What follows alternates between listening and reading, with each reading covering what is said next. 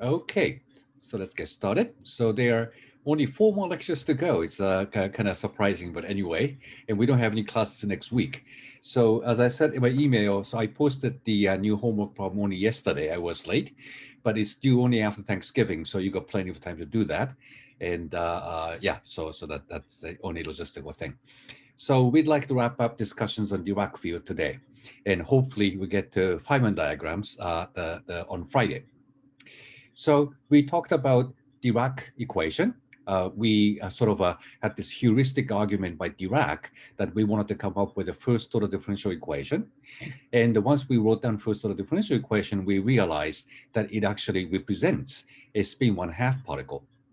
And in order to specify a state, of course, we'd like to specify the momentum of the free particle. But in addition, we'd like to specify spin. But it turns out the spin is not conserved under the Hamiltonian in the Dirac equation. So we cannot specify the spin actually. So what we have to do then is to specify the momentum and also the helicity of the particle, namely that the helicity is the projectional spin along the direction of the momentum. So as a result, helicity can take either eigenvalues h bar over 2 or negative h bar over 2, depending on whether spin is parallel to the momentum or anti-parallel to the momentum. Or in other words, whether spin is clockwise or anti-clockwise relative to the motion. So that's what we talked about. And then we wanted to come up with explicit solution to the Dirac equation where you do specify momentum and the helicity. So we did the first exercise of diagonalizing the 2 by 2 matrix sigma dot p, which we will use later on. So these are the two eigen spinors of the sigma dot p matrix, and they are two-dimensional column spinors. And using these two-dimensional objects, we can diagonalize this off-diagonal piece in Hamiltonian sigma dot p. So sigma dot p becomes just basically p or minus p, depending on the helicity. And then the rest of the problem turns out to be 2 by 2 matrix problem, which is something we can solve. So at the end of the day, we found these two positive energy solutions, depending on whether helicity is positive or helicity is negative. So these are the two solutions.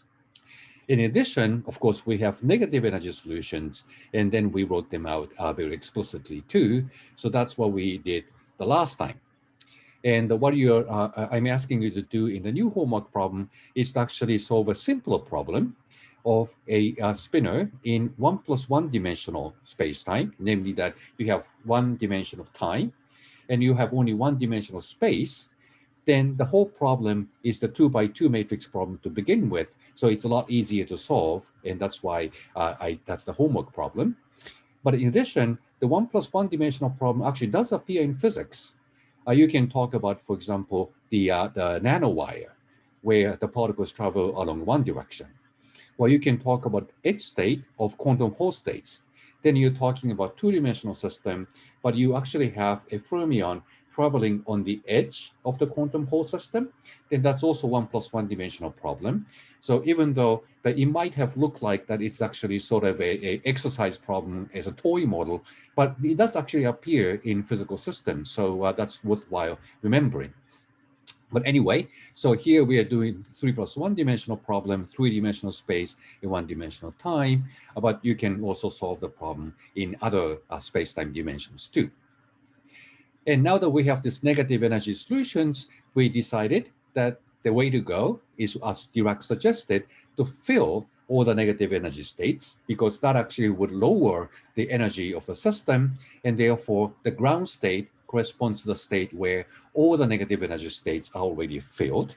And that's the idea we used with the language of Hall already some time ago in the condensed matter system, like a piece of metal.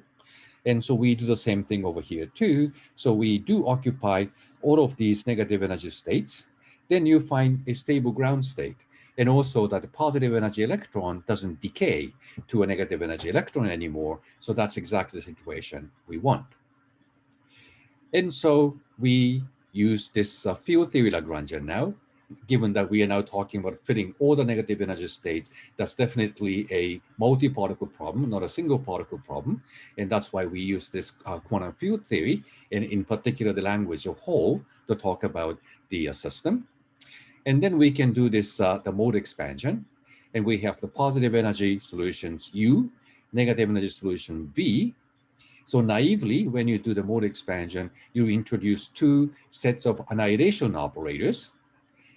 But for the negative energy solutions, you replace the annihilation operators by the creation operators. And that is the idea of actually filling all these states.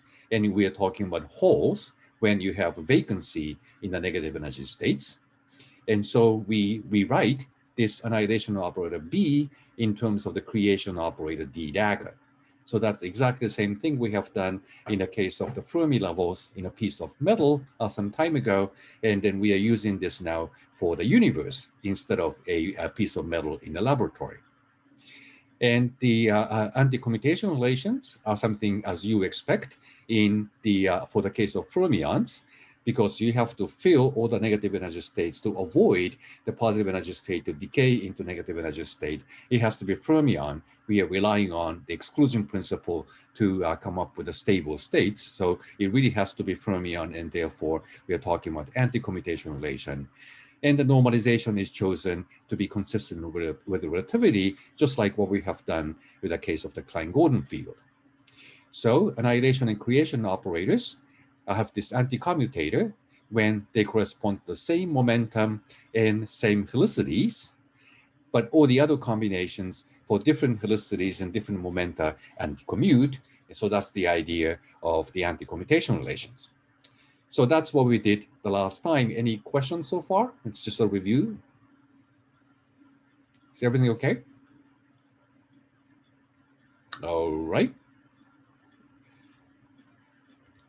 And so in this case, what we are talking about is a system with 4 degrees of freedom, because we have electron or spin or helicity positive, electron with helicity negative, and the hole corresponds to the positron, the antiparticle, again with helicity positive and helicity negative. So you have 2 degrees of freedom for particles, 2 degrees of freedom for antiparticles, and you're talking about 4 degrees of freedom altogether. So that's the system of the Dirac field. So this is a sort of a summary of what we talked about so far. So it turns out that in Lorentz invariant quantum field theory, what you're seeing here is 2 important theorems we didn't have in the non-relativistic quantum field theory, namely Schrödinger field theory.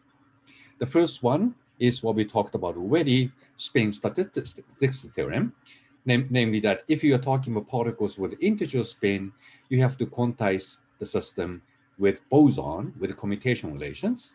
And when you're talking about the fields with half odd spin, like spin 1/2, then you have to quantize the system as a fermion.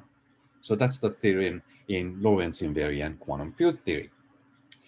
But we are learning yet another consequence, namely the existence of antiparticles. And that comes under the name of what is called the CPT theorem. And this is the new name, so I need to explain this. So CPT stands for doing 3 operations all at once. The first one is called charge conjugation. And the idea of charge conjugation is just a swap between particles and antiparticles. So the physics remains the same if you interchange the role of electron and positron. And of course, electromagnetism distinguishes charges. So photon can tell what particle is charged plus, what charge is charged minus, because when you look at the electric field, the Coulomb field, of course, depends on the charge of the particle that actually produces the Coulomb field. But if you also change the sign of the electric field at the same time of swapping the electron and positron, then electromagnetism is still the same.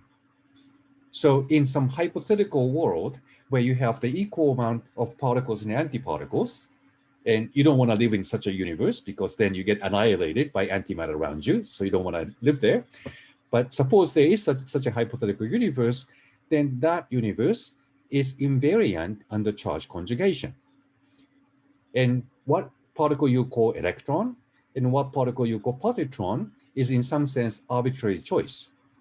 because when you actually interchange these two particles, all you have to do is to also change the sign of electric and magnetic field at the same time, and then the laws of physics doesn't change. So that's the idea of charge conjugation. And the theorem is that the charge conjugation may actually not be the symmetry of the theory in general. And we will talk about example where charge conjugation is not a symmetry that has to do with the particles called neutrinos later on today. So the charge conjugation may not be the symmetry of the theory, but it turns out that if you do charge conjugation, but also do parity and time reversal at the same time, it has to be a symmetry of whatever Lorentz invariant quantum field theory you're talking about. And that is the theorem called the CPT theorem. So the P is parity. So you switch all three spatial coordinates to the negative of that. So that's sort of taking a mirror image, because what is right-handed would turn into left-handed under parity. And parity also may not be the symmetry of the system. And you might have heard the statement that when you actually look at the weak interactions are responsible for the nuclear beta decay, the parity is actually not a symmetry. It is violated. So charge conjugation may not be a symmetry, parity may not be a symmetry. And we also know that time reversal may not be a symmetry either. And there's a particle called the neutral kaon. And the neutral kaon is a very strange particle that as a result of time evolution, the neutral kaon can turn into its antiparticle, neutral anti-kaon. And the symbol is capital K with 0, K naught. And anti-neutral kaon is K bar with 0 as a superscript. And so the particle can actually turn into antiparticle and come back. So they actually oscillate back and forth. It's a very interesting particle.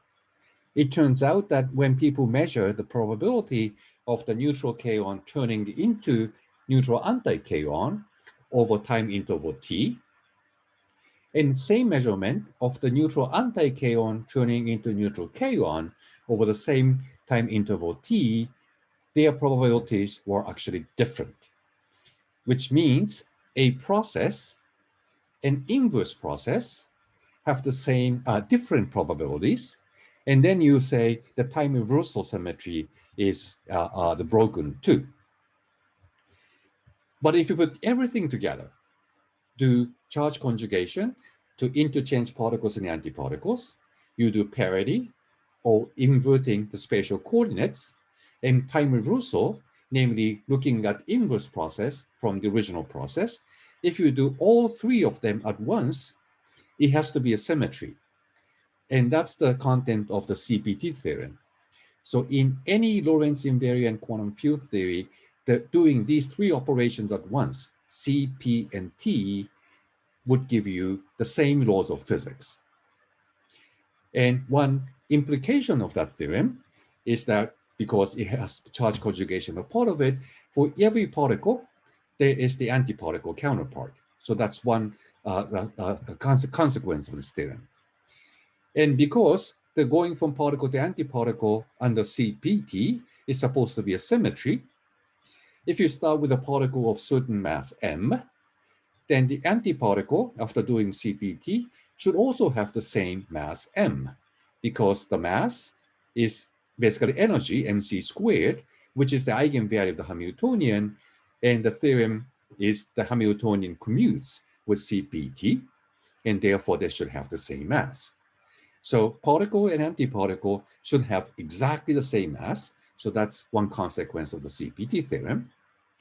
And if the particle is unstable, and for example, the 2p state of a hydrogen atom, you can talk about 2p state of anti-hydrogen atom, where you have an antiproton and the positron is moving around it. So that's the antiproton hydrogen. Then the 2p state of anti-hydrogen should have the same lifetime as the 2p state of hydrogen. So that's another consequence of the CPT theorem. And for example, people like Joe Fajans in our department works on an experiment at CERN where they actually produce anti-hydrogen atoms, and they study them. And then they have been measuring, for example, lifetimes and the energy levels between hydrogen and anti-hydrogen atoms. And at least to within the accuracy of the measurement so far, all the properties are exactly the same between hydrogen atom and anti-hydrogen atom. So that's the test that the CPT theorem is indeed true based on experimental data. And producing anti-hydrogen is actually somewhat difficult because, as we talked about last time, the Berkeley did produce anti-proton using particle accelerators. But in order to do so, you have to smash a beam of protons on a target. So the proton and antiproton are produced in pairs, but they are moving in the lab frame. So they are moving actually with a relativistic speed. So in order to do an experiment to produce anti-hydrogen, what they built is the particle decelerator. So you produce antiprotons that are moving fast, and you have to decelerate them to a non-relativistic speed. And once they are slow, what you have to do for the rest is just sprinkle anti-electron, namely positrons, to it. Then the Coulomb attraction between antiproton with negative charge and a positron with a positive charge would bind together to form anti-hydrogen. So the key to the experiment is this particle decelerator. But that's something they have managed to do. And so they have now produced the anti-hydrogen atom in quantity. And of course, the minute the anti-hydrogen atom touches the surface of the box, then they will go puff. They annihilate with the matter particles around it. So you have to control them very, very carefully so that it wouldn't touch the wall of the box you have built. So it doesn't stay there forever. Eventually you lose them, but they actually can produce them slow enough so that they stay there for long enough so that they can study the lifetimes and energy levels of the anti-hydrogen atom. So that's the experiment they have been doing. So again, to the extent they have studied, the CPT theorem is indeed true. It is true theoretically based on Lorentz invariance of quantum field theory, and it is also true experimentally to the extent we could study it so far.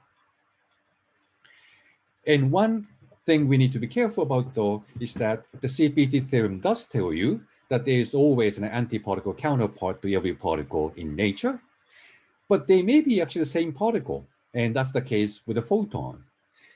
And so what we have seen is that for quantum field theory described by a real field, and we talked about photon as a quantized field of the vector potential. Vector potential is a real field. Then you find that the antiphoton is the same thing as photon. We have also did the same exercise with the Klein-Gordon field. If the field is complex, then particle and antiparticle are different. But if the field is real, then the antiparticle creation operator turned out to be just a complex conjugate of the annihilation operator for particle, and therefore the particle and antiparticle are the same particle in that case. So for real field, there's no distinction between particle and antiparticle. For a complex field, they are different particles. And for the case of electron, therefore, the Dirac field has to be complex because we know electron and positron are different particles. They have different electric charges. But when you talk about particles like a neutrino, where particle doesn't have an electric charge, that's actually a question we would like to understand, whether the neutrino and antineutrino are the same or different, and we'll come back and talk about that later on.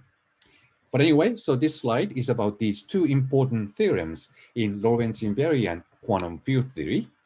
And this is the theorem that didn't exist in a non-relativistic system. So relativity is really important. But once you have relativity, then you have these two theorems. And to the extent we know, these theorems are also true experimentally. We have never seen a boson with half-Orr spin, fermion with the integer spin in nature. So that's the consequence of these theorems. All right, so this is the place to stop. Are there any questions about these?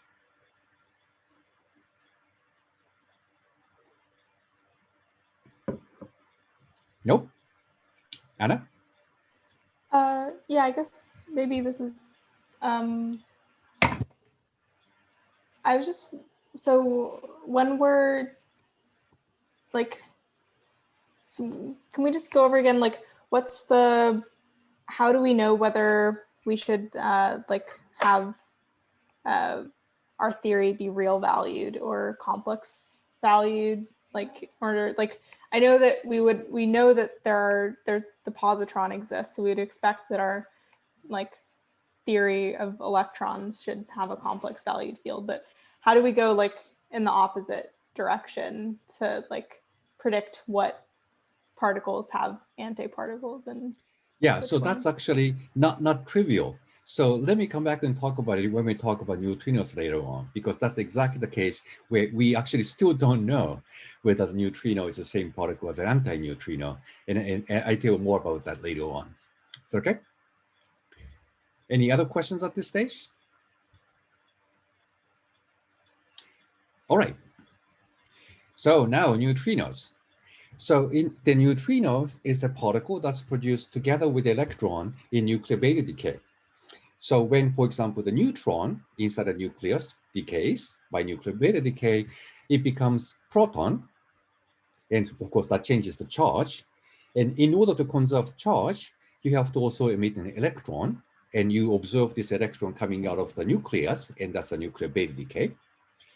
But when you start with a neutron, that turns into proton and electron.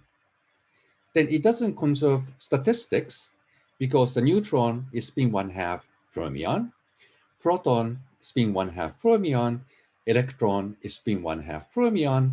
So the fermion now turns into a bosonic state, and that's not allowed. Also, the angular momentum is not conserved either. Spin 1/2 goes to spin 1/2 and spin 1/2. And there may be orbital angular momentum between them, but orbital angular momentum is always integer. So spin 1/2 adds up to either spin 1 or 0. Together with integer orbital angular momentum is always integer in the final state, which doesn't match up the half integer spin of neutron in initial state.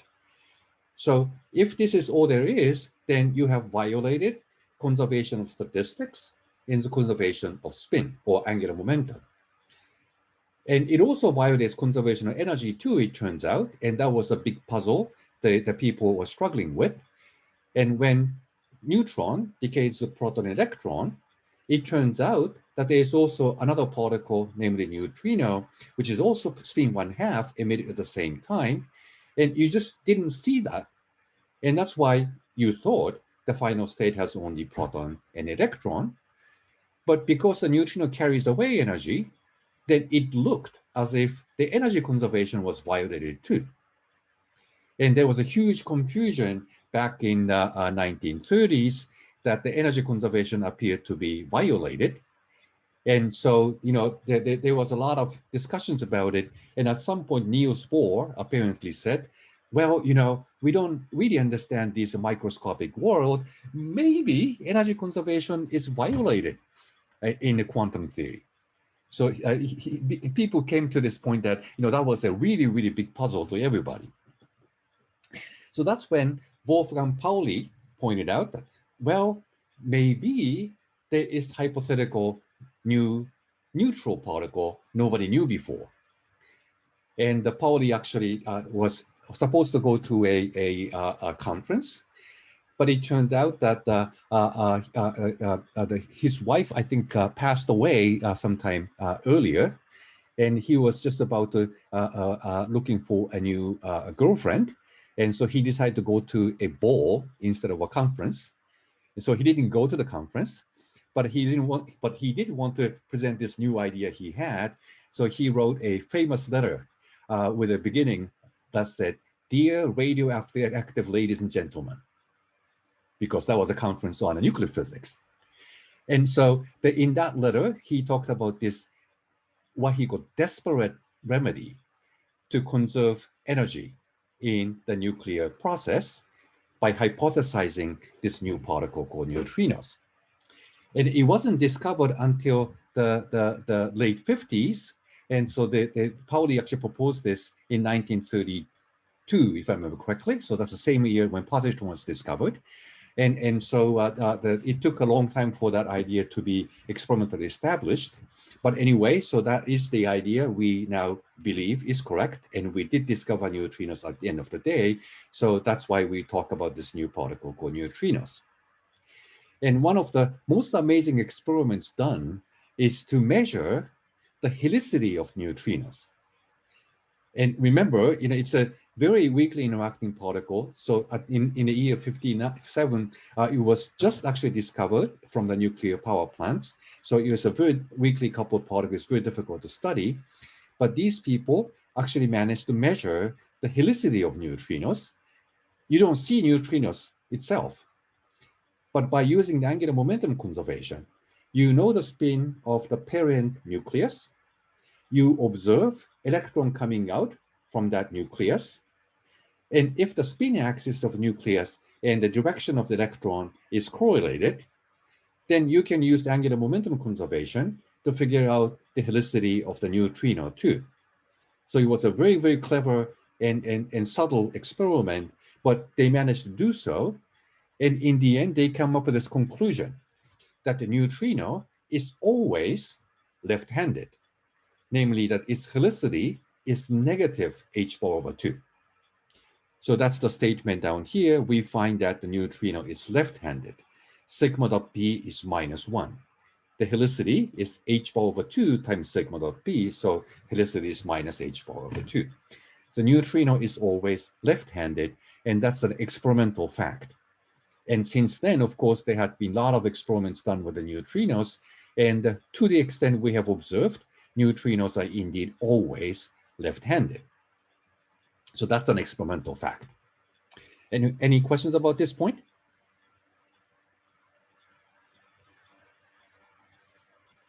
Okay, so that's just a statement. So I think that's an easy thing to understand. But what that means, though, is that the neutrino is not a Dirac particle. Because when neutrino is always left-handed, then you don't have two helicity states for the particle, unlike electron. So the number of degrees of freedom is half of a Dirac particle. So it's not a Dirac field. We need to somehow remove 2 degrees of freedom out of the Dirac field. And the idea people came up with is this possibility we call the Weyl fermion, according to Hermann Weyl. And so this is the way it goes. So suppose neutrino is massless. And if the neutrino is massless, then Hamiltonian is alpha dot p without this mass term that comes with this matrix beta. Then you find that this Hamiltonian would commute with this matrix called the gamma 5. And the reason why this called gamma 5 will come up later, that's simply because there are 4 other gammas, gamma 0, 1, 2, and 3. So this is the 5th one that's called the gamma 5, and we'll come back and talk about that later. But anyway, the point here is that this Hamiltonian without the mass term would commute with this matrix gamma 5. So then we can require that the Dirac field would now break up into 2 separate fields with the eigenvalues of gamma 5 being +1 or -1.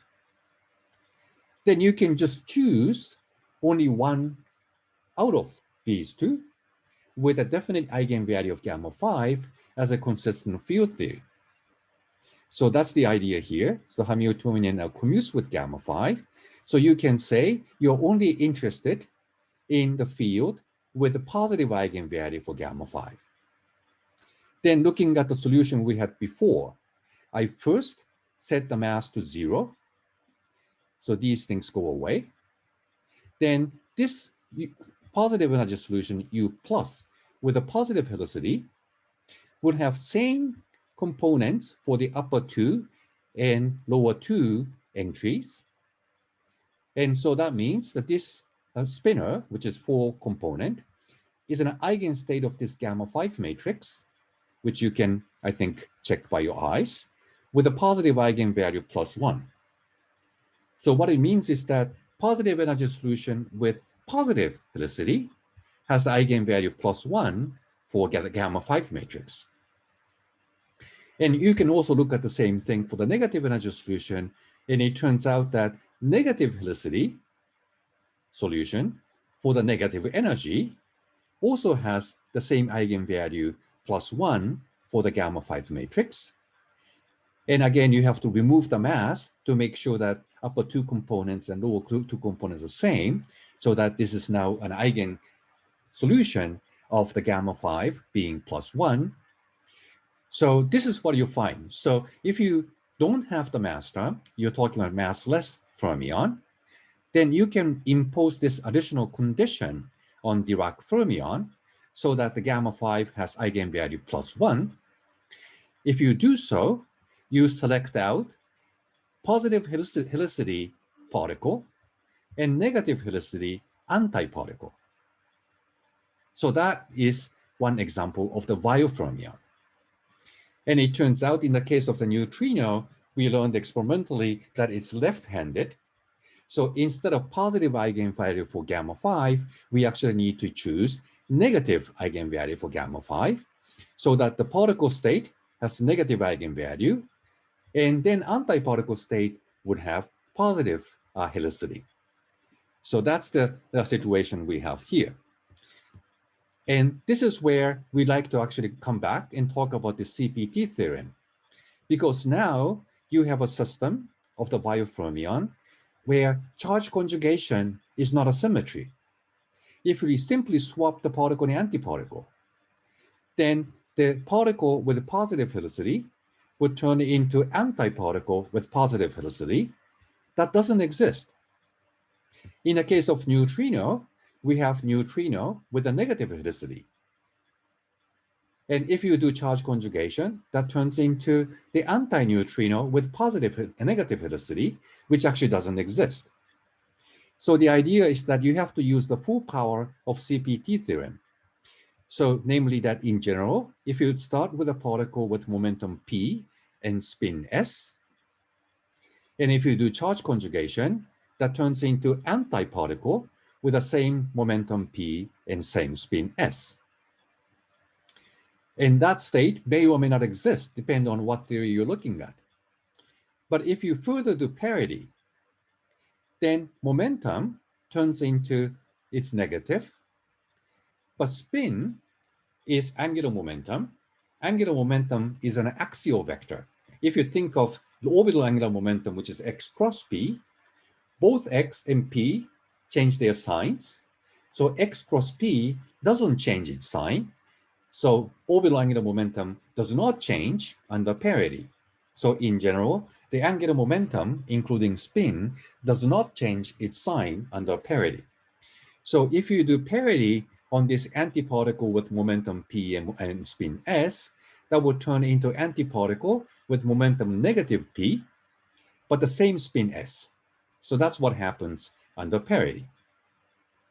And then finally, we do time reversal. And under time reversal, momentum flips its sign because time reversal is the inverse process. If particle is moving this way, inverse process is the particle moving the other way. So the momentum flips. So negative p goes back to p. But under time reversal, spin also changes its sign. So if you think of the spin as something like going around in circle, and if you do the inverse process, it goes around in circle in the opposite direction. So the spin or angular momentum in general changes its sign to negative s. So end result of the CPT theorem is that you start with a particle with momentum p and spin s, and you end up with the antiparticle with the same momentum, but opposite spin. And helicity is the inner product of momentum and spin. So helicity now flips from the original one. So this is the Weyl fermion. So if you start with the Weyl fermion with the eigenvalue of gamma 5 matrix being +1, then you have a particle with positive helicity. And under CPT, it turns into antiparticle with negative helicity. And CPT theorem tells you that if there is a particle with a positive helicity in nature, there has to be antiparticle with a negative helicity also in nature. In the case of neutrinos, that's the opposite. We know the neutrino is negative helicity, and as measured experimentally on the we talked about on previous slide.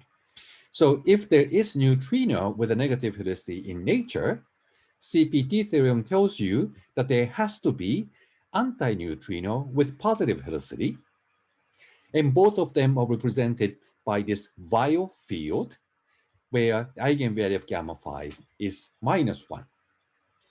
So this is the way you come up with a theory with only 2 degrees of freedom, because we know every neutrino is left-handed, and therefore it's not Dirac field, and we have to use this Weyl field instead, which in turn also requires that we have to actually remove the mass term to be able to do this reduction in the degrees of freedom for 4 to 2, and which means the neutrino has to be massless. And that's one conclusion we can draw from this argument. So any questions about this? Oh, sorry, you could go first. Oh, thanks. I think I just maybe missed it. Did you like say why we require like getting rid of the mass term in order to be able to do this reduction? Right. So the reduction was done by requiring that this gamma 5 matrix has definite eigenvalue.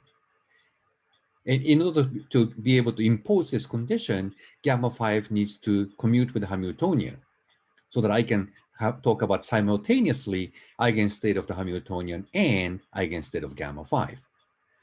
But if there is a mass term in this Dirac Hamiltonian, then you have this matrix beta that doesn't commute with gamma 5. They actually rather anti-commute. So then I cannot specify the eigenvalue of gamma 5. So in order to impose that the Dirac field is an eigenfield of gamma 5 matrix, I cannot have the mass term. So that's the origin of masslessness in this argument. Okay, thanks. And there was another question. Who was that? Oh yeah, I was going to ask. So I think earlier you said something about like CPT theorem following from the charge, the 3 operators like representing the symmetries. They commute with the Hamiltonian. Could you explain that idea a bit further? Yeah. So here I have done C first, and that would take, for example, the neutrino that's left-handed that exists to an anti-neutrino that's left-handed that does not exist. So the charge conjugation does not commute with the Hamiltonian. It's not a symmetry of the theory. But if you do C, P, and T all 3 together, then the left-handed neutrino turns into right-handed anti-neutrino that does exist.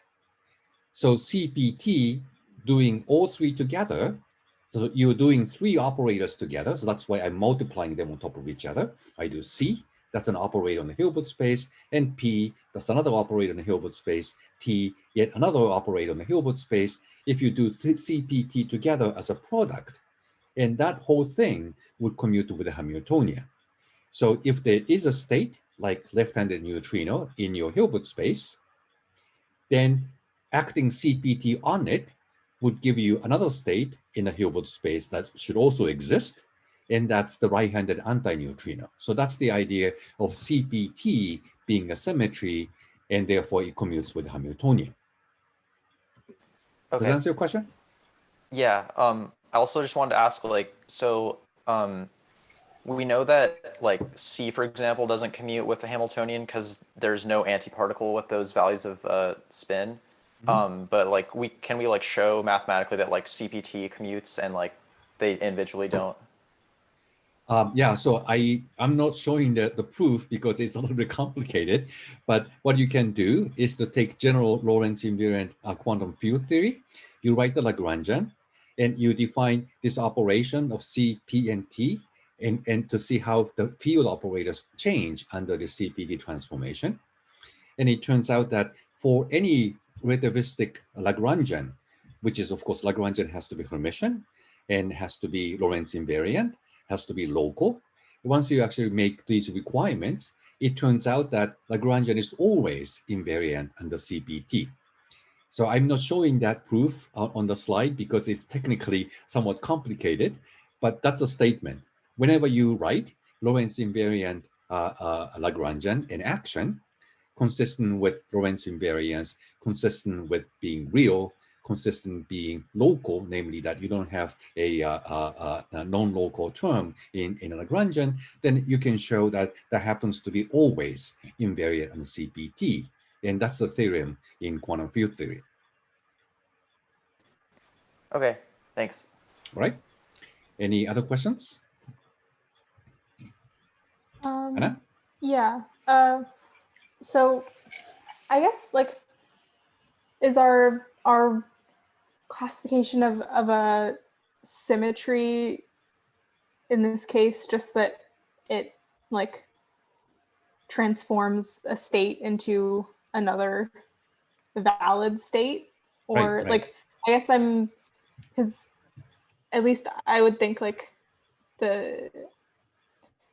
I'm just a little confused. That doesn't seem like necessarily a symmetry to me, at least not in my like intuition of a symmetry. But so in a case, like, yeah, so maybe the intuition has to do with the fact that this CP and T are what are called the discrete symmetries. And when you talk about, for example, a space-time translation, that's a continuous symmetry because I can shift space by 1 centimeter, 2 centimeters, 1 kilometer. So you can choose how much you do the shift. And that spatial translation, as you might remember, is given by a unitary operator of putting the momentum operator in the exponent, e to the I p dot a, right? And a is the distance, how much you do the translation. And same thing with the translation in time, because that's a time evolution, then the operator is a unitary operator of e to the minus I h t over h bar. That's a time evolution operator. So again, you can choose how much translation you want to do in time. But if you think of, for example, the symmetry on the lattice, then you cannot do translation by an arbitrary amount because you have the finite lattice constant. So let's say the lattice has 1 angstrom each, then I can define a translation by 1 angstrom as a symmetry of the system. But there is no symmetry of doing translation by a half angstrom or a third of angstrom. So I have to do a discrete translation. So that's the case when you talk about discrete symmetries instead of the continuous symmetries. And in the case of these charge conjugation parity and time reversal, it's even more discrete in the sense that I can only talk about doing charge conjugation once. And if you do it twice, you haven't done anything. So that's a special operator where if you do it twice, namely if you do c times c squared, that's supposed to be 1. And every symmetry is a unitary operator, so c is a unitary operator. But because c squared is 1, c is the same thing as c inverse, which is the same thing as c dagger, because it's unitary. So it turns out that c is not only unitary, but also a Hermitian operator at the same time. So that's why we're talking about these these operators, and they are unitary and at the same time Hermitian. And that's why it doesn't sort of mesh with our usual notion of the symmetries always given in terms of these continuous unitary operators. But nonetheless, it is an operator on the Hilbert space. So it's just that it's somewhat unfamiliar because if you do it twice, it goes back to nothing.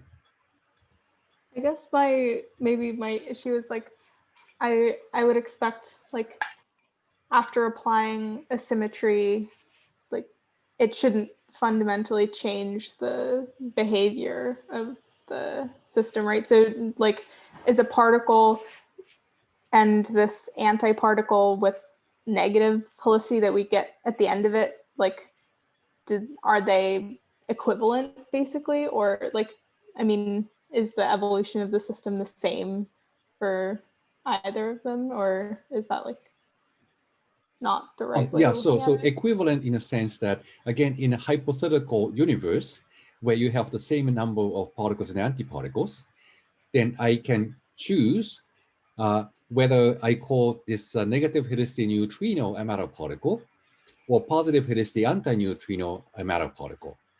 That's an arbitrary choice. Yeah. I can call the positive helicity antineutrino as a matter particle and negative helicity neutrino as an antimatter particle, and I can do that. And of course, we are living in a universe that's not the case.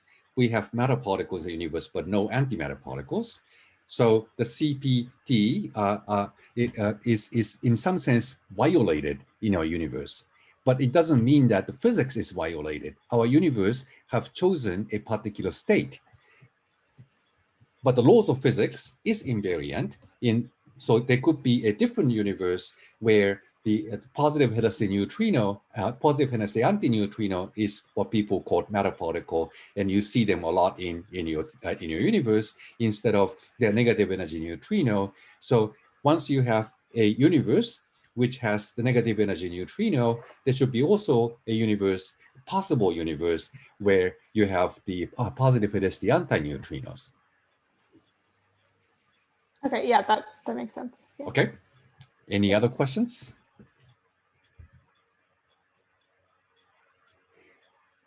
Okay, we keep coming back on the point, so I hope that will start to sink in later. But you probably have heard this idea that we actually did discover the mass of the neutrino. So something is wrong with this argument, and I come back and talk about too.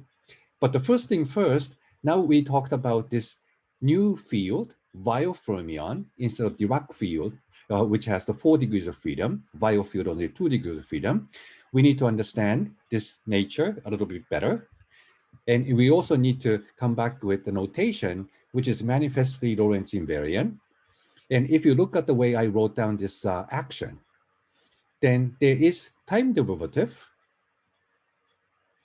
And so it doesn't look like this is actually sort of treating space and time on an equal footing quite yet.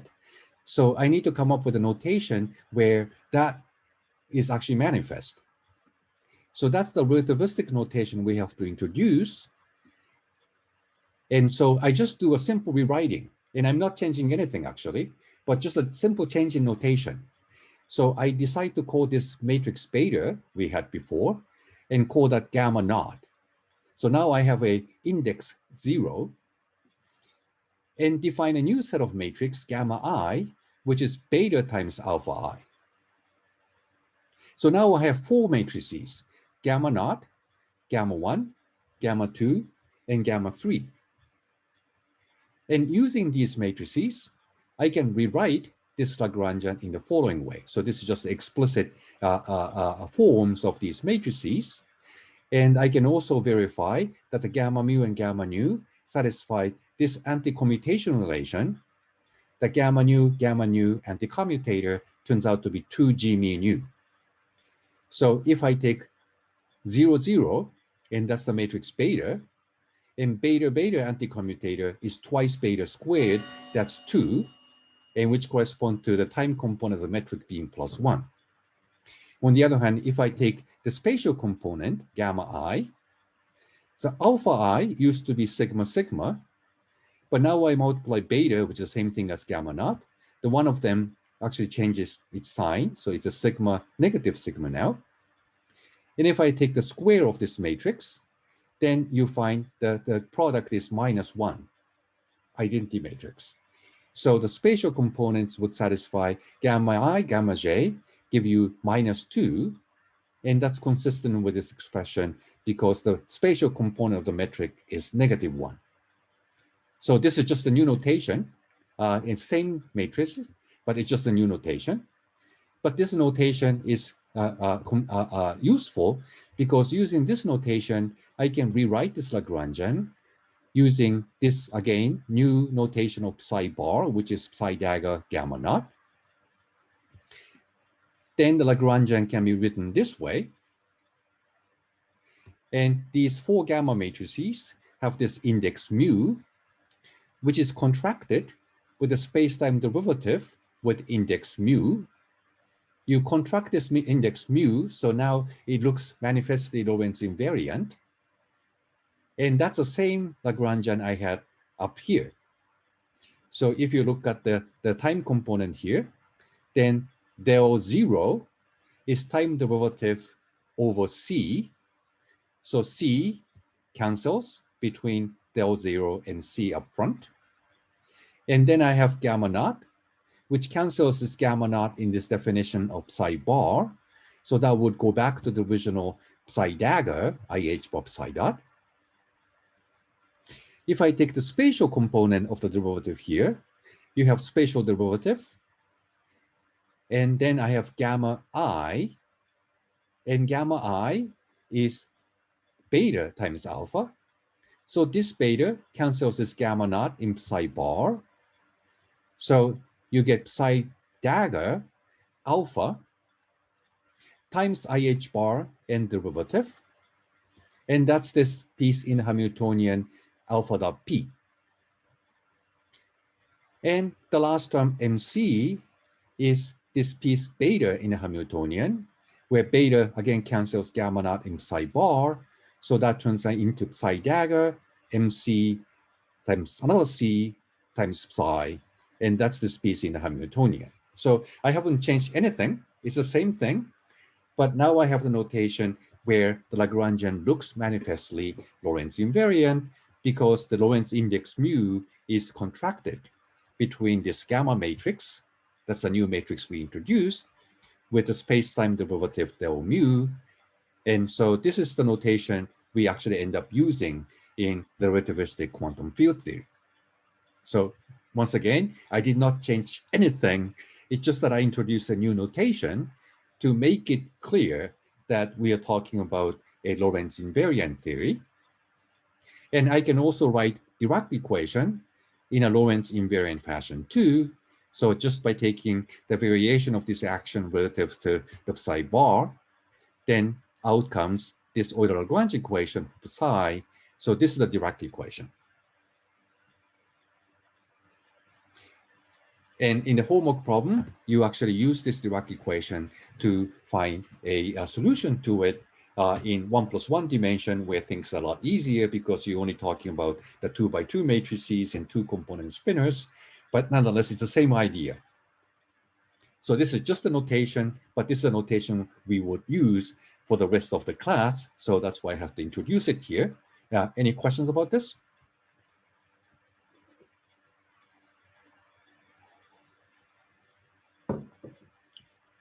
It's okay? All right. So now using this new relativistic notation, we come back and talk about the Weyl fermion just once again. So we are talking about this case where I don't have the mass term, and we have this new matrix gamma 5 we talked about earlier. So now you see why I call this matrix gamma 5.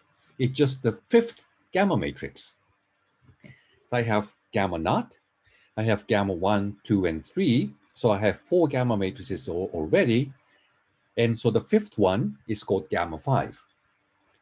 Well, you might complain, there is no gamma 4 either, so why don't we call this gamma 4? Well, that's true, but this is the notation common in the literature, so I'm stuck with it.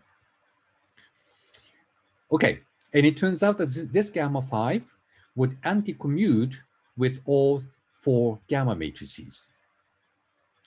And the point here is that when actually remove this mass term, then only thing I have is the gamma matrix, which I told you anti-commutes with gamma 5. And this is when I can split this 4-component Dirac field into the left-handed and right-handed components.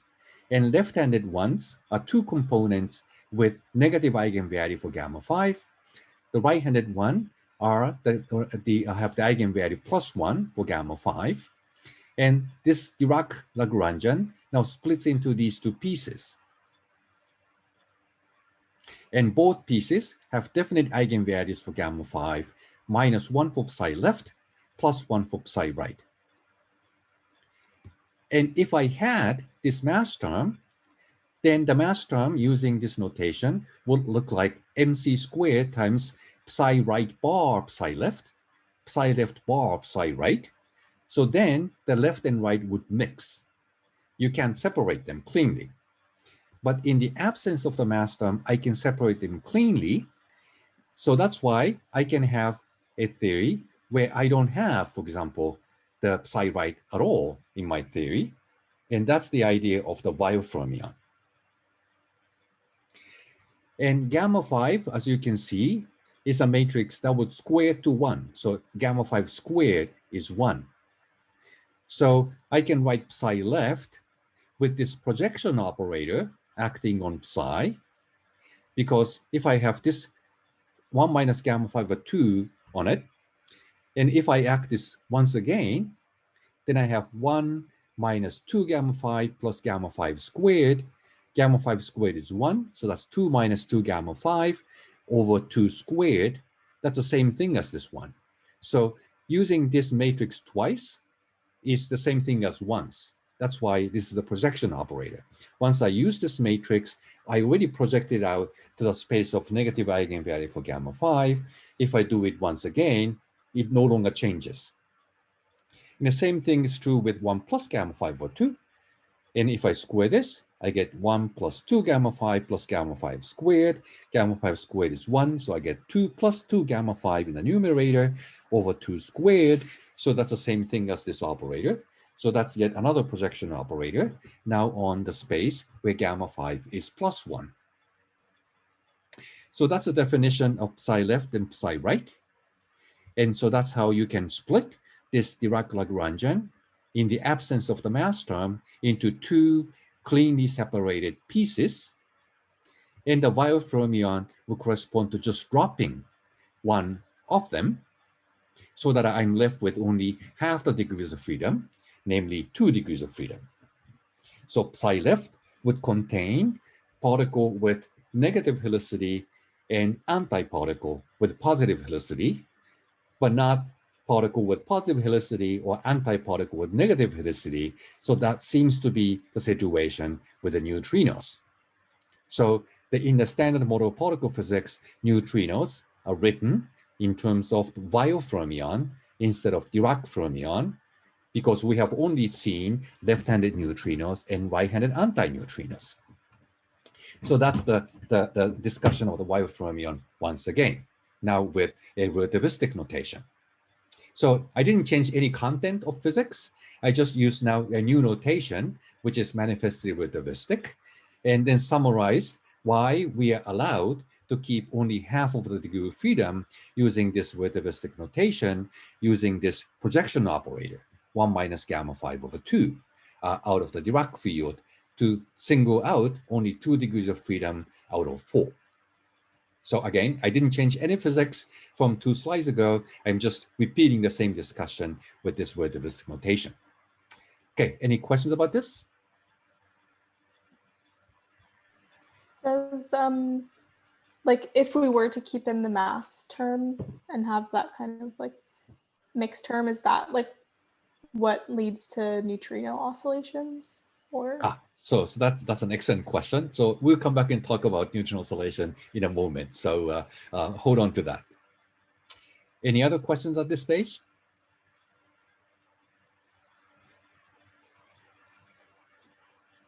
It's okay. All right. And so what it means is that we have now consistent theory of the neutrino with negative helicity. So if the neutrino is moving to the right, spin is pointing left, so that the helicity is negative. And antineutrino with right-handed helicity or positive helicity. So if this antineutrino is moving right, then spin is also pointing right. And that's the particle content of this Weyl fermion theory.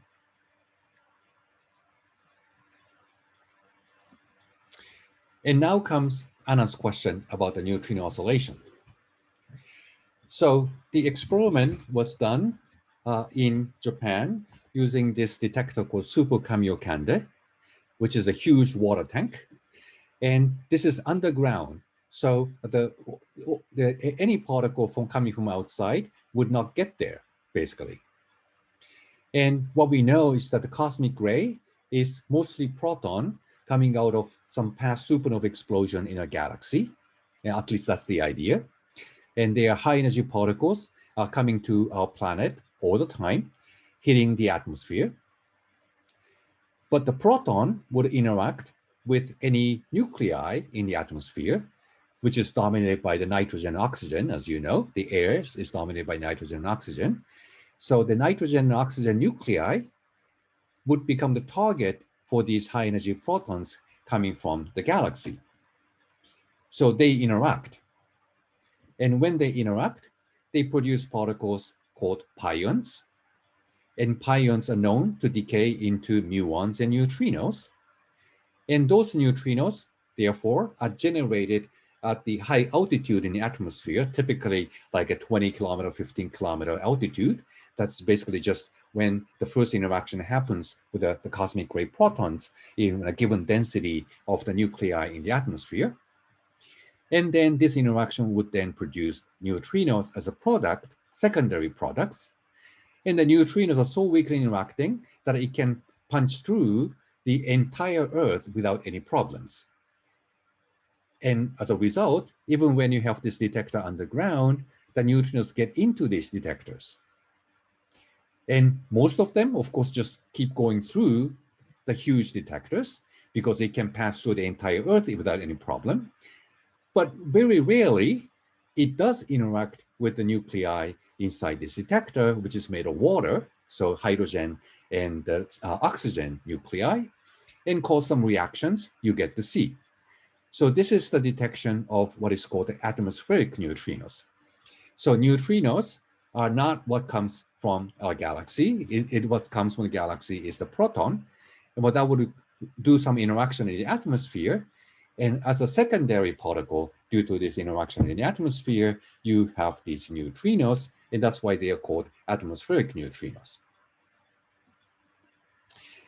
But because the neutrinos can traverse the entire planet without any problems, if you find neutrinos coming from above, caused by this reaction in the atmosphere, you can also find neutrinos coming from below, which correspond to neutrinos produced on the other side of the planet. And what we know is that, first of all, these cosmic ray protons come from random directions. So they are basically isotropic when they arrive to Earth. And we also know that Earth is, to a good approximation, a sphere. So if you have neutrinos coming from above with this angle theta, I can extend this line all the way to the other side of the Earth. And because Earth is a good approximation, a sphere, two inner angles are the same because two sides are the same. And then this angle theta is also the same. So what it turns out in the end is that if you can produce neutrino from the reaction in the atmosphere coming from above with this angle theta, called the zenith angle, because this angle theta is measured from the zenith, which is a straight line up, then you would also observe same amount of neutrinos coming from below with the same angle theta from the zenith, or pi minus theta rather. So you would expect the number of neutrinos coming from above and coming from below will give you the same number of events caused in this underground detector, which is called up-down symmetry of atmospheric neutrinos. So the Super Kamiokande experiment tried to verify that. So any questions about this argument of up-down symmetry?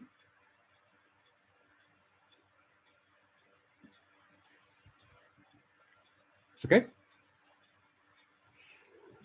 All right, so they did this measurement using the huge water tank, which is about 40 meters high, 40 meters wide. So it's like a, 15 stories building. It's a big cavity they dug out of rock, and that's about 1 kilometer underground. No light gets in there, it's in a pitch darkness. And when the neutrinos cause some reaction in this water tank, it produces these high energy particles, and high energy particles may go faster than speed of light inside water, because inside water speed of light is like a 20% slower than the real speed of light.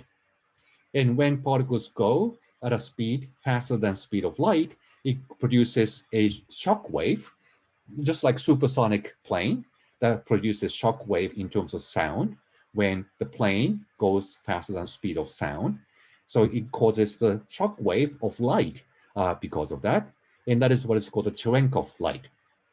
So the neutrinos, once they cause a reaction inside a water tank, would produce particles that go faster than speed of light inside water.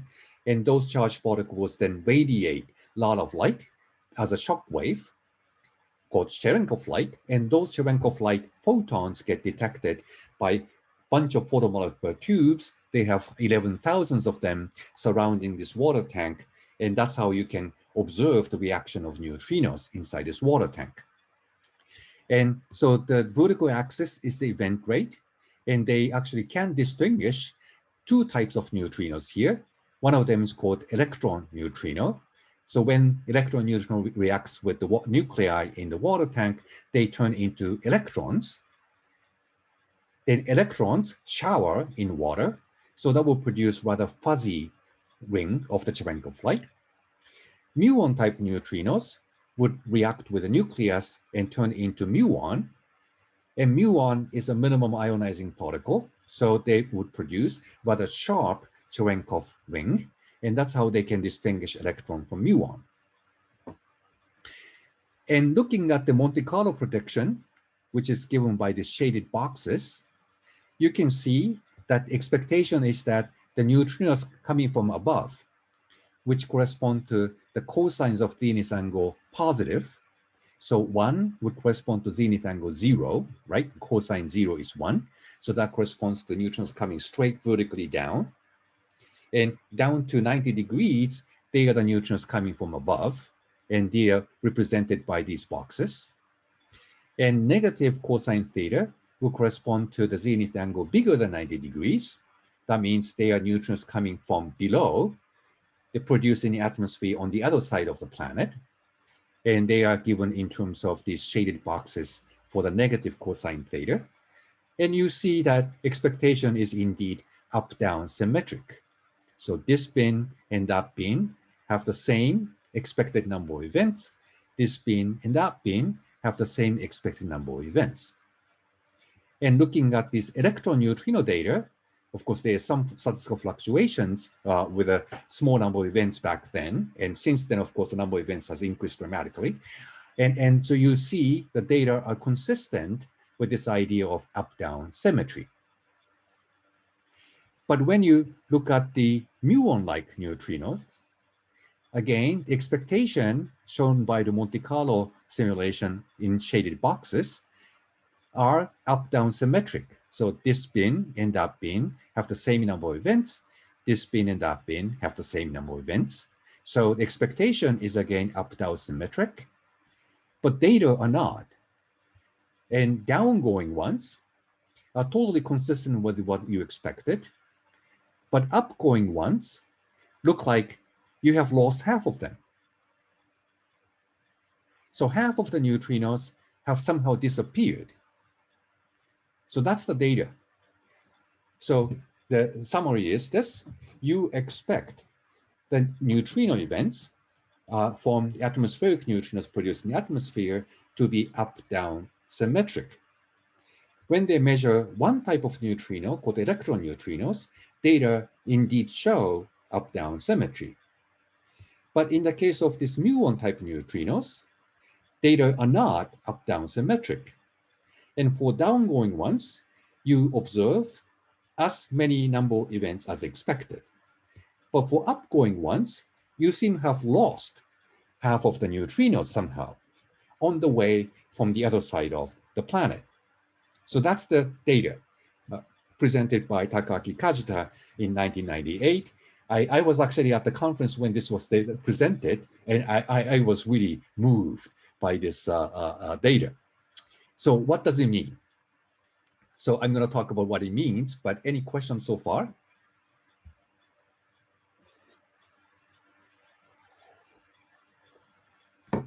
Okay, so it turns out that there are three kinds of neutrinos as we know it in nature. So here I have shown only two types.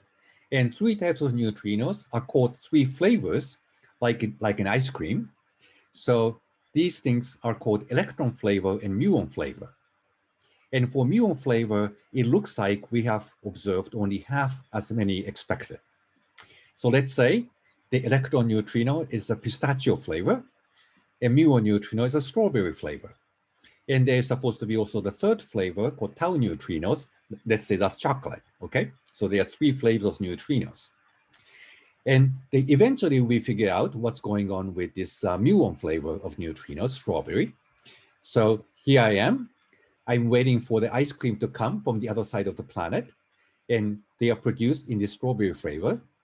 But somehow they start to turn halfway to chocolate, and at some point becomes totally chocolate, and starts to come back to strawberry, and at one point is totally back to strawberry. And that's a neutrino oscillation. It goes from one type to another on its way. But because they keep doing this oscillation for a while, for neutrons coming from the other side of the planet, when they get to me, they get all mixed up half and half, and I get surprised. So my detector, the super Kamiokande detector, can detect strawberry type, but not chocolate type. So as a result, I think I have lost half of them. So half of the ice cream is gone. The other half is there, but I don't detect them. So it looks like I have detected only half of what is expected. So that's the idea of neutrino oscillation that explains the data. Okay, any questions about this? The next slide, I'm going to talk about why it means that neutron has a mass. Any questions? Is this okay? All right. So then this is the evidence that neutrinos do oscillate. And that, of course, became the Nobel Prize discovery. And I actually got into, even though I'm a theorist, I got involved in, this is such a fascinating subject. So I got involved in actually a different, the neutron experiment, which doesn't use water, but instead of use oil, so that I can detect actually the neutrinos coming from nuclear power plants. And in this case, I can detect also the energy of the neutrinos using this oil as a detector instead of water. And that would allow me to actually see this oscillatory behavior. So here, you know how many neutrons are produced by nuclear power plants. And over something like 100-kilometer distance, they start to disappear, meaning they turn into other flavors, and they come back, disappear again, and come back. So we managed to see these two cycles of oscillation within the experimental resolution, so the neutrinos really do oscillate. So that's something we now know for a fact. The neutrinos changes their type from one flavor to another on their way. So the neutrinos oscillate. And so that's the experimental data. And this is the leader of that experiment called Camland. I played only a little role, so I actually put my picture in a small picture instead of a big picture. But anyway, so neutrinos do oscillate. And what that means is that neutrinos has a mass. So here's the argument. So relativity tells you nothing can go faster than the speed of light, and anything with mass will never reach speed of light. You know that. So if particle doesn't have a mass, which we thought the case with the neutrinos, then the massless particle always goes with the speed of light. And what we also know is the faster it goes, its time gets delayed, the time dilation. In particular, if something goes with speed of light, time gets stopped. Time doesn't go, right? That's the time dilation. Time dilation goes like 1 minus v squared over c squared square root. So when the v is c, it's 0. Time doesn't change for massless particle. Photon would not sense time. But what we see in the data is that neutrinos changed. They didn't have time to change when they're coming from above, but they had enough time to change when they're coming from the other side of the Earth. So that's the evidence that neutrinos sense time. If neutrinos sense time, then time dilation is not perfect, which means it's not going with speed of light, which then means it has a mass. So this is how we learned that neutrinos have mass, because they oscillate, turn from one flavor to another as a function of time. Neutrinos sense time, which means they are not going with the speed of light, which means they have a finite mass. Tiny mass, at least 7 orders of magnitude lighter than the lightest particle we knew, namely electron. It's a tiny mass, but it's not zero. And that's what we learned from this experimental data. Once neutrinos have seen to oscillate, we know it has a mass. Okay, any questions about this argument?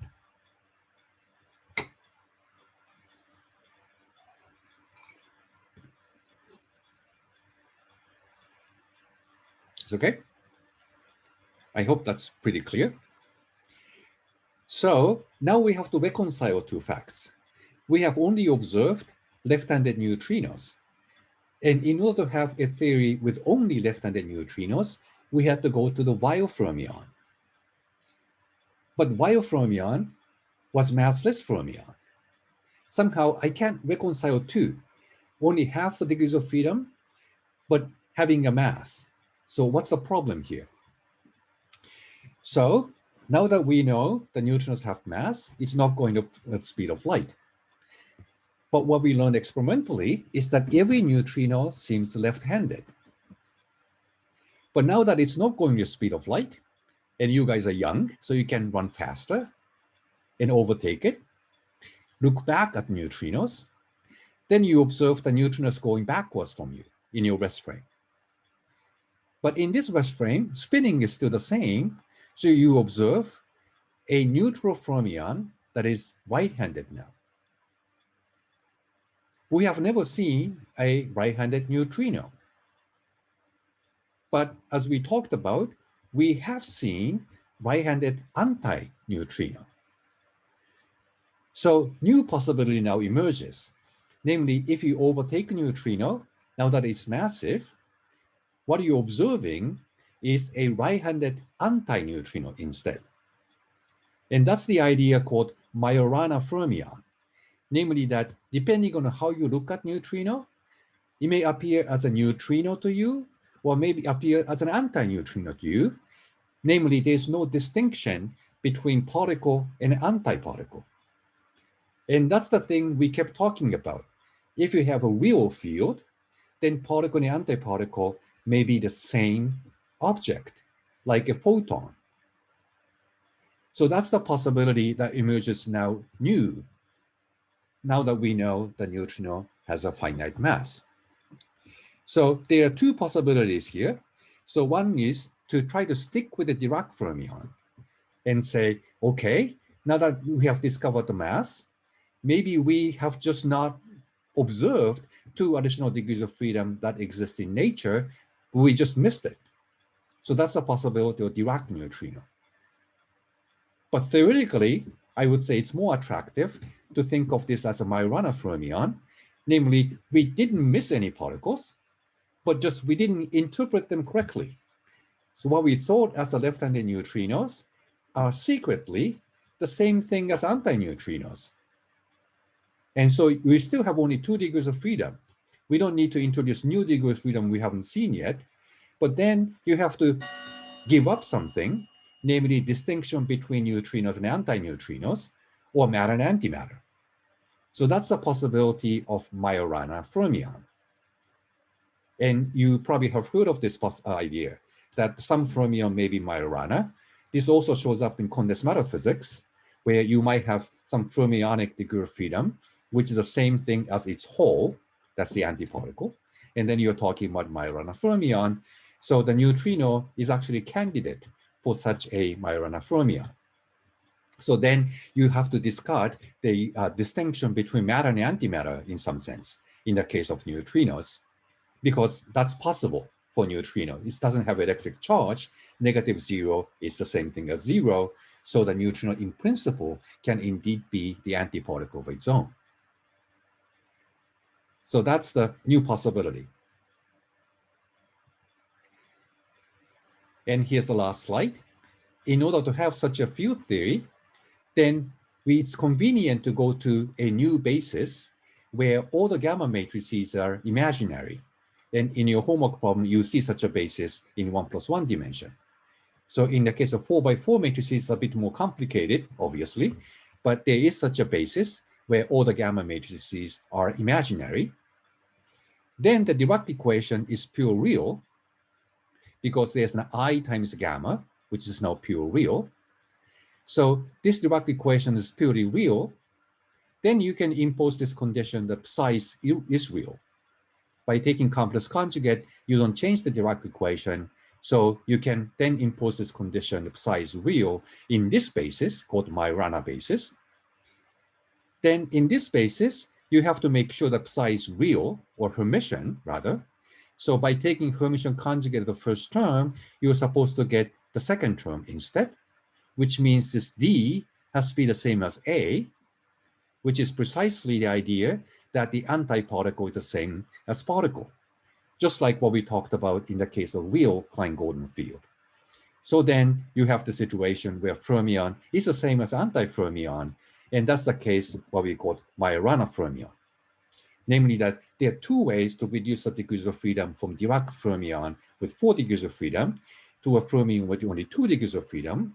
One is Weyl fermion. In that case, you still have distinction between particle and antiparticle, but it has to be massless. Another way is Majorana fermion. Then you can have a mass, but then you have to discard distinction between the particle and antiparticle. So there are two ways to go. But now in the case of a neutrino, we know it has a mass. So it looks like Majorana fermion is the right way to go. Then you do discard distinction between matter and antimatter. We don't know if this is true yet. The people are trying to do experiments to verify this idea. I come back and talk about this on Friday briefly. But anyway, at least you have now seen this idea of Majorana fermion, where the neutrino and antineutrino are the same thing. Okay, any questions about this? I stop here.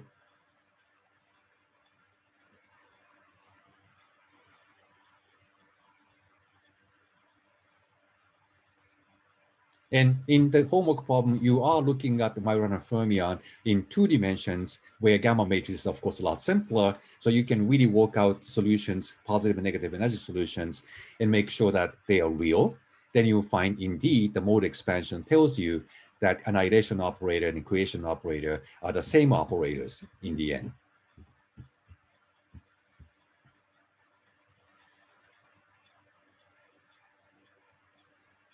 No questions? Okay, so we stop here, and I see you on Friday. Thank you. Thank you. Bye.